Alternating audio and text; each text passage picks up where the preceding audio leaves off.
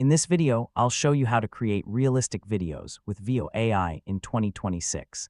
First, open the official Veo-supported video generation experience. When writing your prompt, focus on realistic details. Start by describing the subject and environment clearly, then explain the action and camera perspective.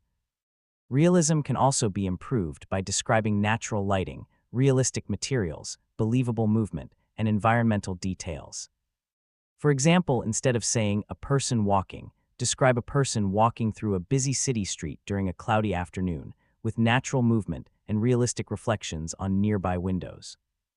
Avoid adding too many conflicting instructions. Keep the scene logically consistent and describe the important details you want Veo to prioritize. Generate your first video and carefully review the result.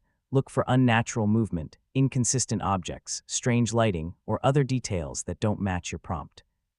If you find a problem, adjust the wording and generate another version. Experiment with different descriptions until the result looks closer to your goal. Remember that AI-generated video can still contain mistakes, so always review the final output before publishing.